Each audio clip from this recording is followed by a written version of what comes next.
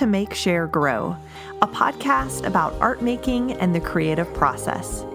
I'm Julie Marriott, painter, mother, and lover of bold and joyful color. Come on into my studio. I hope what I share here about my art practice will inspire you in your own creative journey.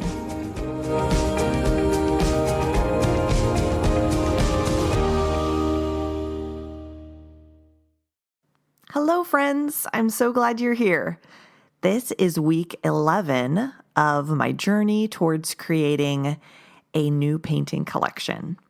And if you have made it this far with me, thank you. You are so kind to listen every week and hear what I have been working on. I hope it's been interesting and inspiring and maybe gotten you thinking about breaking out of some of your creative boundaries too, just like I have during this collection, discovering all kinds of new things and trying to stay loose and free and exploratory through these paintings. So this week was a good mix of kind of starting some final steps as we get towards the end of the collection that to prepare to launch it, and then also finishing or beginning the final paintings of the collection. So the first major project that I did this week was I designed and ordered new postcards. So about once a year, I have to order some new materials to send out with my orders. Now, I don't mail postcards. These aren't postcards intended to send through the mail. I began making postcards because I did one holiday art market and I ordered some postcards to be able to hand out to people who visited my booth. And I loved having something bigger so that I could print some of my art on the back of the card and then have more room for a photo and like even like a little artist description and then all my contact information on the back, which is just way more than you can fit on a tiny business card. And I just felt like it was so much better for a visual artist to be able to have a little bit of a bigger canvas, I guess, to stretch out on and to have some beautiful imagery and to communicate that side of my creativity. So I just have kept making postcards and never went back to business cards. And so I mail out a postcard with every order I receive, every piece of art that I sell. And I also will include a handwritten note often and or a thank you note of some sort. So I worked on that, and designing, I just am reminded every time I sit down to make something on the computer, it takes me so long. It was basically the entire day was spent working on this postcard, like all my working time. And I even was just revamping the one that I had before, but I got new photos and I kind of updated the wording on the card to better align with what's going on in my business now. And I'm really excited for them. And they're even a little bit bigger than my previous cards. So I think it's going to feel really beautiful when it comes with my paintings that I'm going to ship out. So that was my first project of the week. And then the second kind of businessy sort of thing that I worked on was I sat down and officially started planning out my marketing calendar for the final weeks leading up to my collection launch.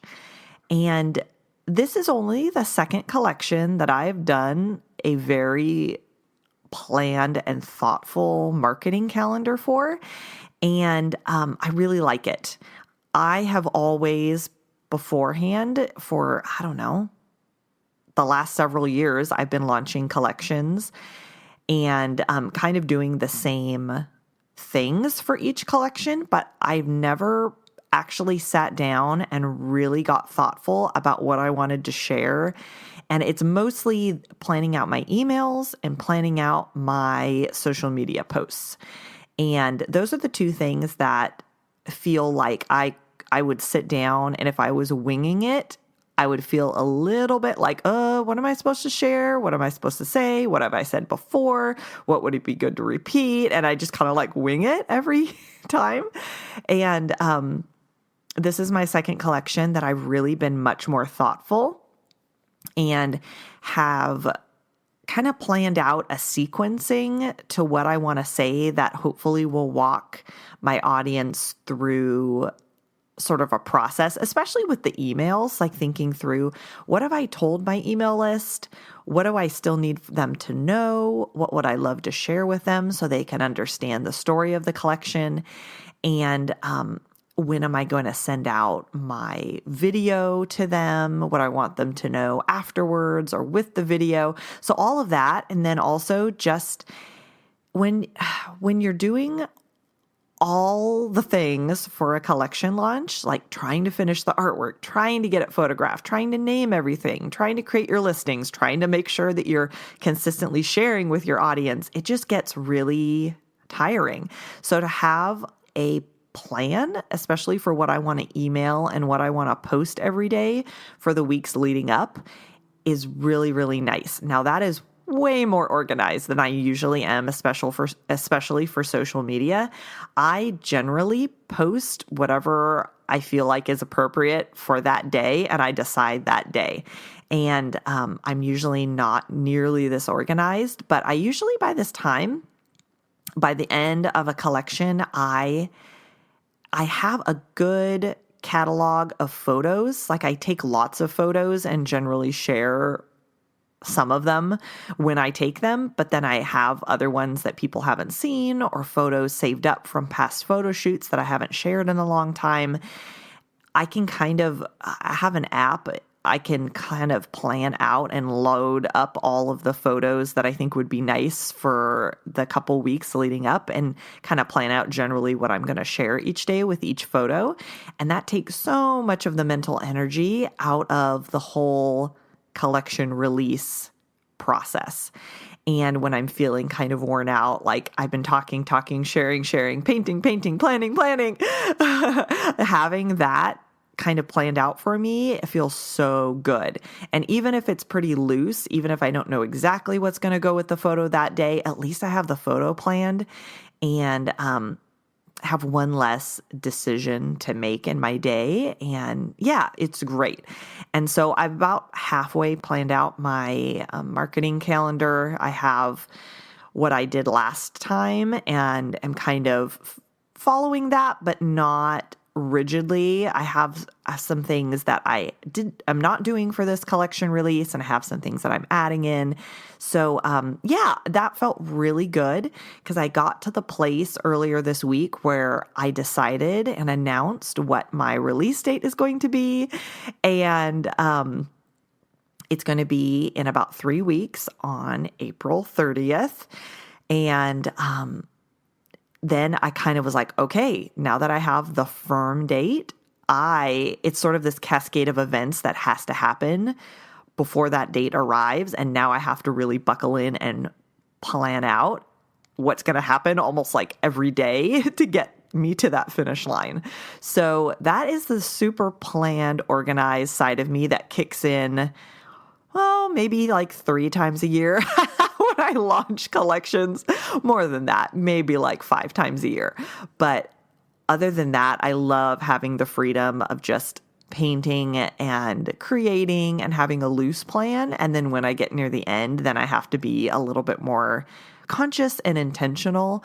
And I feel like I owe that to my artwork because I'm so like in love with what I'm creating, and I want people to know when it's going to be released. And I've already had people asking about paintings and when they can purchase them. And so I just need this all to be very clear and well communicated and helpful to my audience, and helping them be able to see everything that I'm going to share enough times that they actually know when to show up and how to sign up for my email list and all of those things. So yeah, it feels really good. It feels really good to have that date. I had several just sort of like family schedule and life schedule things that I was working around where I wasn't quite sure what the right day was going to be for me to pick. And so I finally just decided, okay, it's the 30th. It's a Friday. I like launching on Fridays because it gives me the whole week leading up to it to talk about it. Because if I come off of a weekend and try to launch early in a week, I feel like people are just getting out of their weekend, getting their minds into the week and not necessarily maybe paying attention to social media as much as they would if they had a whole week of posts kind of coming at them. Hopefully they'll get a couple of them, and allows them to see, and get the message that the artwork is going to be available on Friday. So that's what I've done for the last couple launches, and it's worked well, and it works well for me. So I don't have to be working hard, trying to communicate a ton over the weekend when I like to be with my family and relaxing a lot more. And so, yeah, that is my plan. And it feels really good to pick that date and to announce it to the world, and then just keep, saying it more specifically from here on out. So yes, that's where I'm at. So in addition to just planning out all of those sorts of businessy things, I have started the final 3 paintings of this collection. I'm really happy about it. I've been really looking forward to these 3 big canvases since I ordered them, and they've just been sitting like waiting for me, and I'm excited to really dive into them. So there are 3 30 by 30 square canvases. And like I said, they're bigger than my usual. And so it's been really fun to kind of feel how they're different from my 24 by 30s. They're just, they're the same height, but they're just wider. And so I feel like I can just be a little bit more expansive. It feels a little bit more all encompassing. Like when I'm standing close to the canvas, it really like fills out my field of vision, and it just feels a little bit extra room to stretch out and more expansive, and I love it. And so I've gotten to sort of the drippy stage. I did my sketches. I should say that I'm working on these 3 as a group. They're not of the same thing. They're not all the same like flower types or anything, but I felt like I kind of wanted to, in these final steps of the collection, move through these through as a group. So I did all my sketches on them all at the same time, and then I did a pass over all of them and added all of the drippiness. And so that is the phase that I'm at right now. So I'm going to be developing them over this next week and getting all of the details kind of clarified. Maybe we'll see. They might all stay in the very undefined phase this next week, and then the final passes will come in 2 weeks. We'll see. But yeah, it feels great to get those started and feel like I'm making these final steps in this collection, and I can see the end so clearly now. And I'm really just trying to savor these final couple paintings and feel like, oh my goodness, this is a chapter that is closing soon. And it just, I don't know, it feels like a celebratory moment. And so I'm kind of just soaking it all in. Now I wanted to move into answering a question from my audience.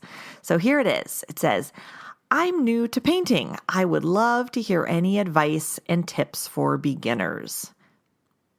As I was thinking over this question, there's so many things I feel like you learn along your journey as an artist, but I feel like the most important things at the very beginning are more about like your knowledge as an artist, and then the second part is about materials. So I'm going to start with the knowledge part. So when you're new to painting, there is a lot going on. There's the drawing there's like the composition, getting what's in your mind out on the canvas side, your drawing skills side, if you're going to like sketch the thing beforehand. And then there's all the color theory stuff that's going on your canvas. And so there's just a lot coming at you. And if you, have never really learned about color theory or interacted with mixing color before, if that's pretty new to you, there can be a lot that's happening that you don't quite understand. Like, what is going on? Why did that happen? Why does it look like this? I'm getting frustrated. There's a lot of things like that. And what can really help is getting a fundamental knowledge of color theory and also of values, and what that means for your painting. And I know that a lot of people start falling asleep if you start talking about the color wheel, but I find the color wheel and color theory so wonderful and fascinating. And there is really introductory ways of understanding it that like very simple concepts that can be so transformative if you're a beginning painter. And really, you don't have to learn all there is to know about color or do a ton of color tests or anything like that to really change your game for when you're painting. So what I would recommend is just learning about the color wheel in the way that colors can interact if they're warm and cool, and if they're complementary colors, or if they're analogous colors, which means they're close to each other on the color wheel, and complementary colors are across the color wheel from each other. And essentially, if you start mixing colors that are further and further away from each other on the color wheel, they're going to mute each other more and more. They're going to take away their intensity and create more muted, complex colors. And that is so foundational for when you're painting, because if you have, 6 or 10 colors laid out on your palette, it's so helpful to know if I mix red and orange or red and yellow together, they're going to stay really vibrant. But if I start moving towards mixing like red and blue together, or red and green, or yellow and purple, they're going to mute each other and create much more neutral, I guess a less beautiful word is muddy colors. And we could really want muddy colors in our paintings for specific purposes, or we could want to avoid them because we want really vibrant, pure colors.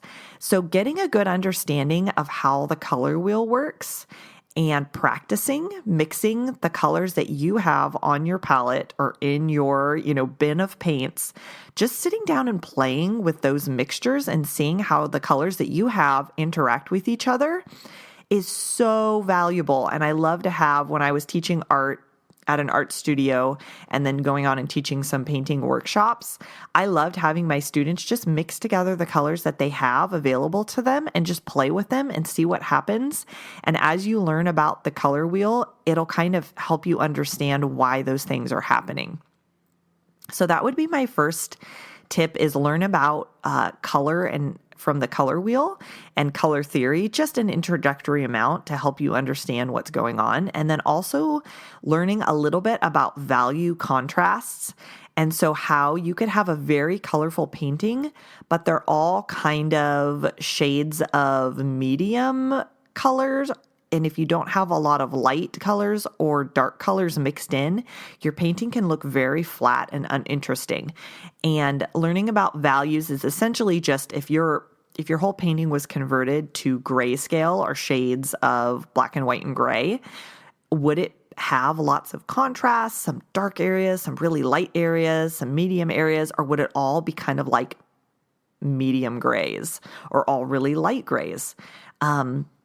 So thinking about your colors and their values in relation to one another can really help with paintings that feel flat. So that is what I would recommend if you're a beginner, learning about values too a little bit and helping you see and start learning to help you see your colors and their values, not just the shade of the color, but also how light or how dark it is.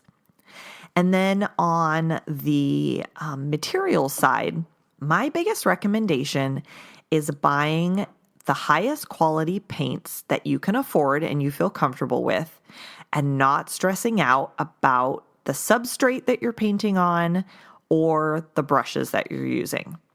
You can make beautiful paintings with very inexpensive brushes, and I feel like you really have, this is totally my personal experience, but I feel like you need years of painting under your belt to really appreciate super expensive brushes, because it's almost like what the brush is doing and the materials the brush is made out of is not nearly as important as what you know how to do with the brush, if that makes sense. Like the materials are secondary, the brush is secondary, the canvas is secondary to you and what's going on with your knowledge of color and how to handle your materials. And the quality of the brush doesn't up your game all that much. It only really enhances like what you already know, if that makes sense. I hope that makes sense. And so I feel like I am still using, for the most part, pretty inexpensive brushes because I don't feel like I need a fancy brush. It doesn't change my painting game all that much. So just experimenting with less inexpensive brushes and finding more the shape of the brush that you enjoy, the variety of shapes that you enjoy, and that kind of get the kind of strokes that you like. And then also the texture of the brush. So you can buy inexpensive, more bristly, heavy-duty brushes. And you can also buy inexpensive soft brushes that are more acrylic or watercolor brushes. The heavier duty ones are more like mixed media or oil painting brushes. So even just buying a variety of less expensive brushes to find out what your preference is with their shape and their flexibility can be great. And you don't have to dish out a ton of money buying the most highest quality professional artist brushes, especially when you're starting out. Same thing for paper and for canvas. Start out on less expensive paper and canvas because really you're going to have more anxiety, I feel like, starting out about wasting really expensive materials that's going to hold you up than if you just had ones that you could work through and be like, nah, not so great, paint over it, toss it, do whatever. And not have that psychological barrier of really expensive things. The reason I would say spend what you feel like you can afford, the highest quality paint you can afford, is because the actual quality of your paint will help you be less frustrated as an artist, because higher quality paints have more intense pigmentation. They have more of the pigment in them, which will actually help you achieve the colors that you're looking for and the vibrancy and help you feel less frustrated even as a beginner. And I would just say that they have much more bang for your buck having good quality paints versus higher quality brushes or papers or canvases. Okay, so now I'm going to share something that I loved this week. The thing that I loved this week was being a plant lady. I have a lot of houseplants. I have a growing collection of houseplants. And this is something that's relatively new for me. When we moved homes 6 months ago, it's been now, we moved from a home that had pretty few windows and it was more shadowy on the inside, I guess you could say. It just didn't have a lot of bright indirect light for plants. I came from that sort of house to a home that has so much beautiful natural light. There's lots of windows and lots of wonderful places to put plants that will get light and live and not shrivel up and die and struggle. And so I have been loving buying houseplants, and I have some wall planters that I bought. I love them. They're Wally Grow brand, and they're like these little white buckets that you can hang on the wall, and you can create a kind of a wall hanging of plants. So I have a grouping of those in our living room that are straight across from some windows, and they've been doing so well. I have been really enjoying having them and having some palm trees and having lots of pothos plants because they're really easygoing and you can ignore them for a week or two and they don't die on you. And I have some philodendrons, like vine sort of philodendrons, and all kinds. I have snake plants. I have a bunch of different kinds, but I'm just really enjoying having a day where like my house to do that day is taking care of the plants and making sure they're all happy and moving them around if they're not, and trimming off dead leaves and watering them and doing all of those things. And I have an orchid that was given to me by a neighbor, and it was struggling, and now it's so happy and it's about to bloom. And I don't know what color of flowers it has. I've never seen it bloom before. So it has a whole branch of buds that are just ready to open. And so I'm waiting anxiously for those. And so it just feels good to take care of plants and to have a place that I feel like doesn't kill the plants. And I just love having plants in my studio space too. They just really lift my mood and feel very happy and healthy and inspiring having around me while I paint. So that's the thing I loved this week.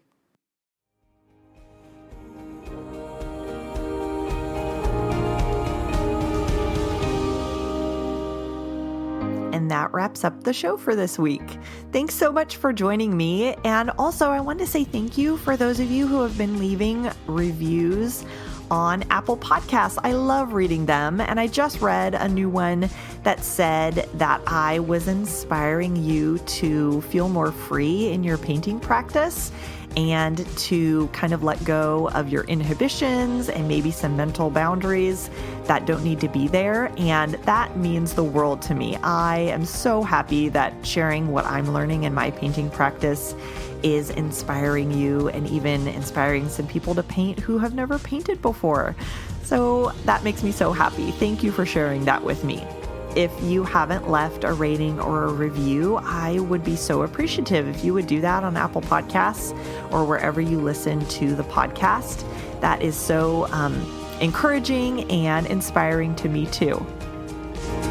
All right, I hope you guys have a great week, and I will meet you back here next week for another chat. All right, bye for now.